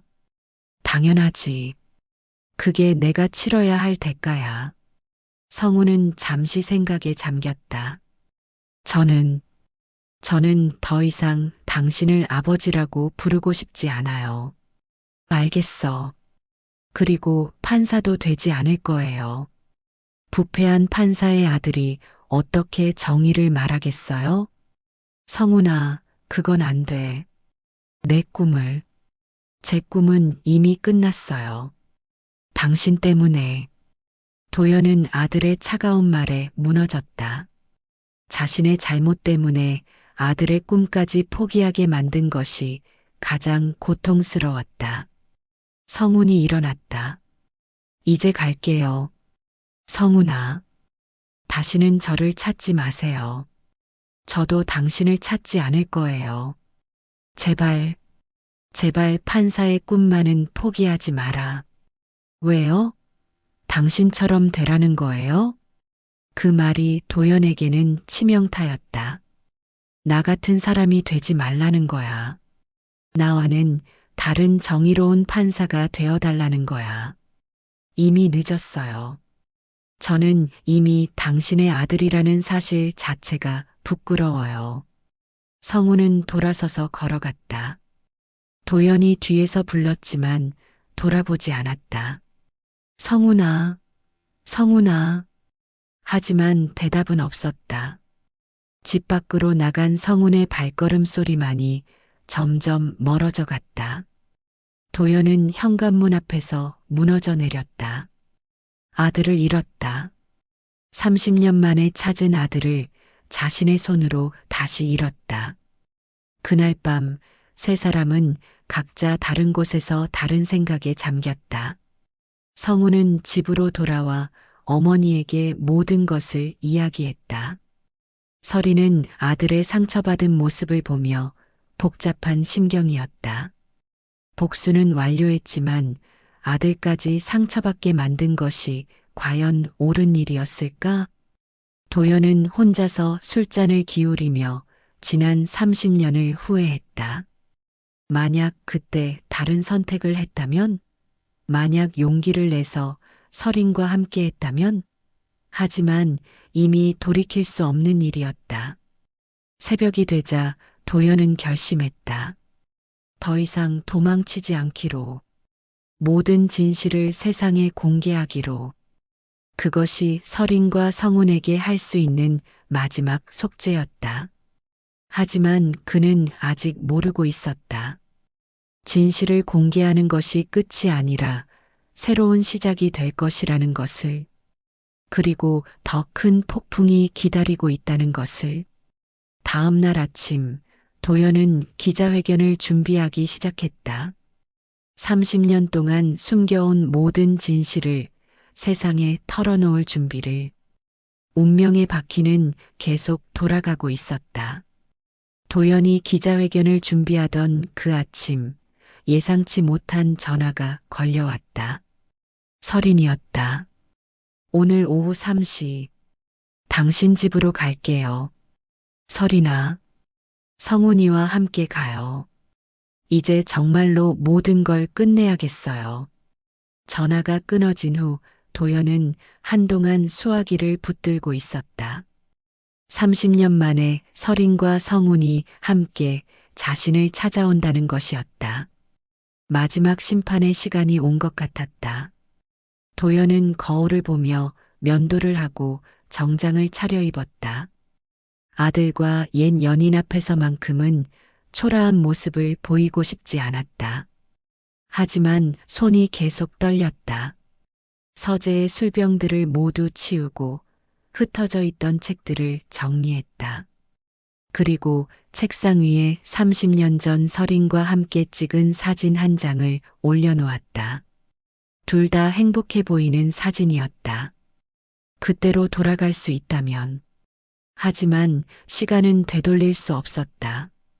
오후 2시 30분, 설인과 성훈이 도연의 집 앞에 도착했다. 어머니와 아들은 차 안에서 잠시 침묵을 유지했다. 성훈아, 마지막으로 물어볼게. 정말 들어갈 거야? 네, 어머니. 끝까지 봐야죠. 성훈의 목소리는 단호했다. 하지만 그의 손도 떨리고 있었다. 들어가면 더 힘든 이야기들을 들을 수도 있어. 괜찮아요. 이미 충분히 충격받았으니까요. 설이는 아들의 옆 얼굴을 바라봤다. 27년 전 자신이 혼자 결심했던 일들이 결국 아들에게 이런 상처를 주게 될 줄 몰랐다. 하지만 이제 와서 후회해도 소용없었다. 그럼 들어가자. 두 사람은 차에서 내려 도연의 집 문을 두드렸다. 문이 열리자 정장을 차려입은 도연이 서 있었다. 30년 전 젊은 판사의 모습은 아니었지만 그래도 예전의 품위를 되찾으려 노력한 흔적이 보였다. 들어오세요. 도연의 목소리는 떨렸다. 설인과 성훈이 함께 자신의 집에 들어오는 모습을 보니 현실감이 없었다. 거실에 앉은 세 사람 사이에는 무거운 침묵이 흘렀다. 도연은 설인을 바라봤다. 30년의 세월이 흘렀지만 여전히 아름다웠다. 하지만 그 눈빛은 예전과 완전히 달랐다.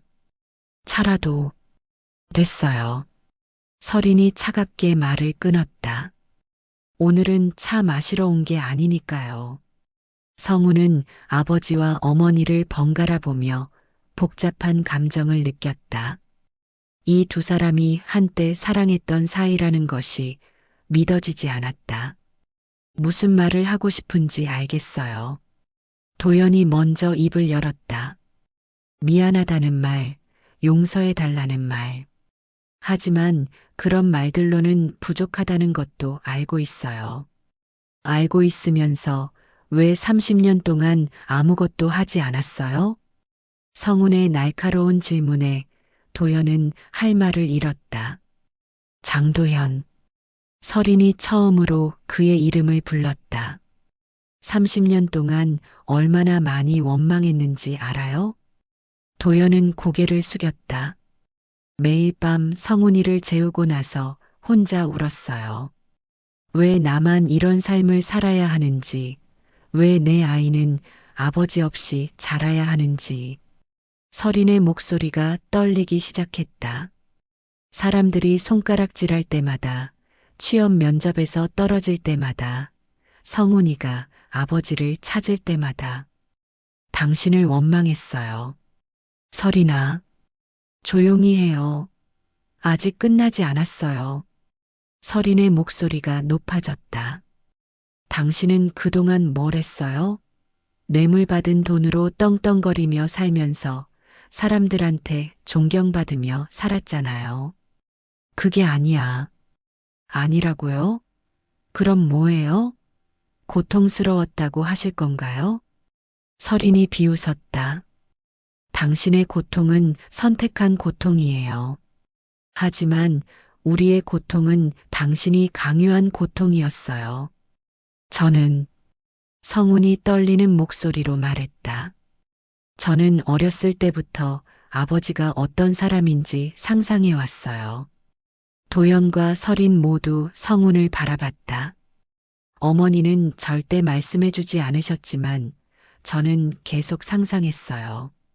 아마 훌륭한 사람이었을 거라고. 그래서 어머니를 떠날 수밖에 없는 어려운 사정이 있었을 거라고. 성훈의 눈에서 눈물이 흘러내리기 시작했다. 그런데 정말로 만났을 때는 제가 상상했던 그런 사람이었어요. 정의롭고 원칙 있고 존경스러운. 성훈아. 도연이 다가서려 했지만 성훈은 손을 들어 막았다. 하지만 그건 가짜였어요. 전부 거짓말이었어요. 제가 존경했던 건 허상이었던 거죠. 그게 아니야, 성훈아. 나도 한때는 정말 정의를 추구했어. 한때요? 한때라고 하셨나요? 성훈의 목소리가 차가워졌다. 그럼 지금은 뭐예요? 30년 동안 거짓으로 살아온 거예요? 도연은 대답할 수 없었다. 어떤 말을 해도 변명처럼 들릴 것이기 때문이었다. 정확히 뭘 했는지 말해보세요. 성훈이 냉정하게 물었다. 30년 전 박성호 사건에서 정확히 뭘 했는지.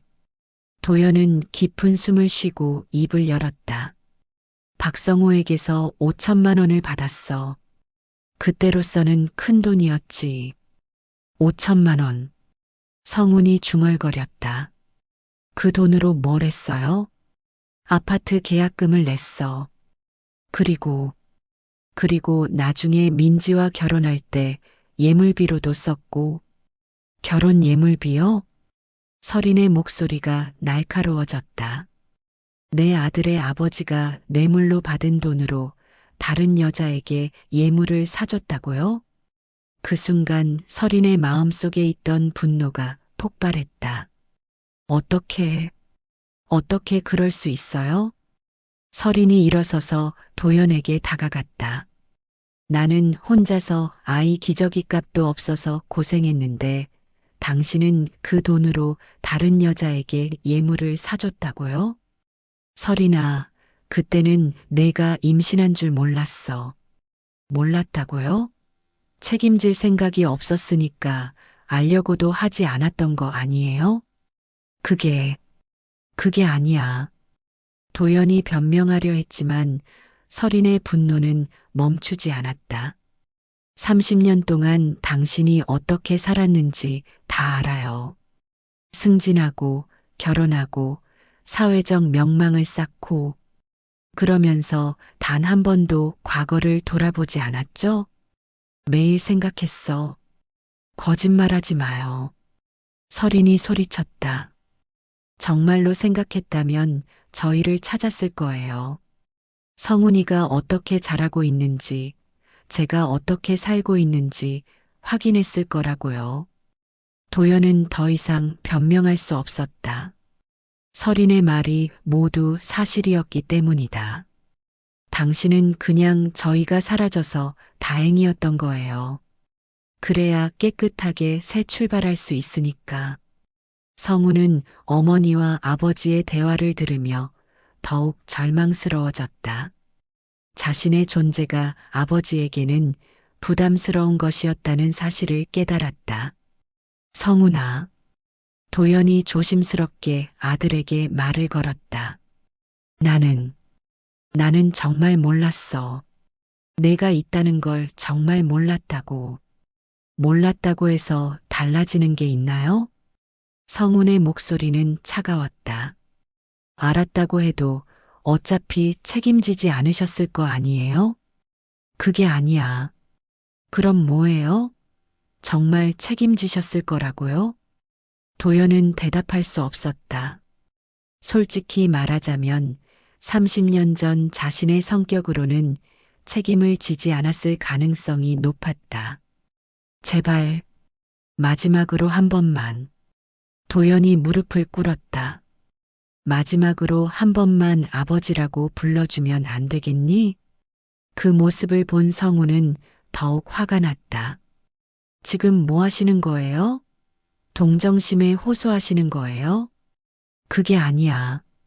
정말, 정말 마지막 소원이야. 소원이라고요? 성운이 비웃었다. 27년 동안 제 소원은 아버지를 만나는 것이었어요. 그런데 이제 와서 당신의 소원을 들어달라고요? 아버지라니. 성운의 목소리가 떨렸다. 제가 존경했던 건 정이었어요. 진실이었어요. 원칙을 지키는 사람이었어요. 도연은 무릎을 꿇은 채 아들을 바라봤다. 하지만 당신은 제 인생에서 가장 큰 거짓이었어요. 가장 큰 배신이었어요. 성운아, 당신을 아버지라고 부르는 것은 제 자신을 배신하는 일이에요. 제가 지금까지 믿어온 모든 것을 부정하는 일이라고요. 성운의 절규가 방 안을 울렸다.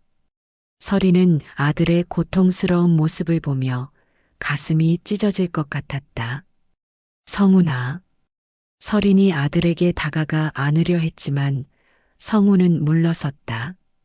어머니도 거짓말쟁이에요. 뭐라고? 30년 동안 아버지에 대해 거짓말하셨잖아요. 차라리 처음부터 진실을 말해주셨다면. 성운아, 어머니는 다른 세상 사람이라고 하셨어요. 정말 다른 세상 사람이 맞네요.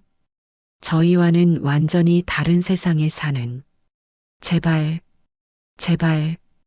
도연이 흐느끼며 빌었다. 한 번만, 단 한 번만 아버지라고. 하지만 성운은 돌아서서 걸어갔다. 성운아, 돌아와. 도연이 소리쳤지만 성운은 멈추지 않았다. 성운아, 서린도 아들을 불렀다. 하지만 성운은 현관문을 열고 나가버렸다. 도연과 서린은 거실에 홀로 남았다. 30년 만의 재회였지만 그들 사이에는 메울 수 없는 상처만이 남아 있었다. 이제 만족해요? 서린이 말했다. 30년 동안 원했던 복수가 끝났어요. 서린아. 하지만 성운이까지 상처받게 만든 건 원하지 않았어요. 서린의 목소리에도 후회가 섞여 있었다. 우리가 너무 이기적이었나? 도연이 물었다. 우리의 원망과 분노 때문에 성운이까지. 이제 와서 후회해도 소용없어요. 서린이 일어났다. 성운이를 찾아가야 해요. 서린아, 잠시만. 더 할 말은 없어요. 이제 정말 끝이에요. 서린도 현관문을 향해 걸어갔다. 도연은 혼자 거실에 남았다. 30년 동안 숨겨온 진실이 모두 드러났지만 남은 것은 공허함 뿐이었다. 책상 위의 사진을 바라봤다. 행복했던 그때의 자신과 서린. 그리고 이제는 자신을 거부하는 아들. 내가 뭘 위해 살았지? 30년 동안 쌓아온 명예와 지위, 그리고 인정. 하지만 그 모든 것이 거짓 위에 세워진 것이었다. 휴대폰이 울렸다. 김태수였다. 판사님, 내일 기자회견 준비는 어떻게 되고 있습니까? 기자회견. 도연은 잠시 망설였다. 이제 와서 진실을 공개한들 무슨 의미가 있을까? 이미 가장 소중한 것들은 모두 잃었는데. 판사님? 해야겠지. 끝까지 해야겠어. 그것이 설인과 성운에게 할 수 있는 마지막 속죄였다. 밤이 깊어갔다. 세 사람은 모두 다른 곳에서 같은 고통을 느끼고 있었다. 설이는 성운을 찾아 헤맸지만 찾을 수 없었다. 결국 집으로 돌아와 혼자 울었다. 복수는 완료했지만 그 대가로 아들을 잃었다. 성운은 한강을 바라보며 서 있었다. 27년간 꿈꿔온 아버지와의 만남이 이런 식으로 끝날 줄은 몰랐다. 존경했던 모든 것이 거짓이었다는 절망감에 빠져 있었다. 도연은 서재에서 유서를 쓰기 시작했다. 더 이상 버틸 수 없었다. 아들에게 거부당한 상황에서 살아갈 이유를 찾을 수 없었다. 하지만 펜을 들고 있던 그의 손이 멈췄다. 문득 성운이 했던 말이 떠올랐다. 나와는 다른 정의로운 판사가 되어달라. 그래, 자신이 할 수 있는 마지막 일이 있었다. 진실을 밝히는 것. 그리고 성운이가 다시 꿈을 찾을 수 있도록 길을 열어주는 것. 도연은 유서 대신 기자회견 원고를 쓰기 시작했다. 30년 동안 숨겨온 모든 진실을 세상에 알리는 원고를. 새벽이 밝아오고 있었다. 끝인 동시에 새로운 시작이었다. 파괴된 가족의 초상 속에서 그래도 희미한 희망의 빛이 스며들고 있었다. 내일이면 모든 것이 달라질 것이다. 장도연의 30년 신화가 끝나고 진짜 이야기가 시작될 것이다.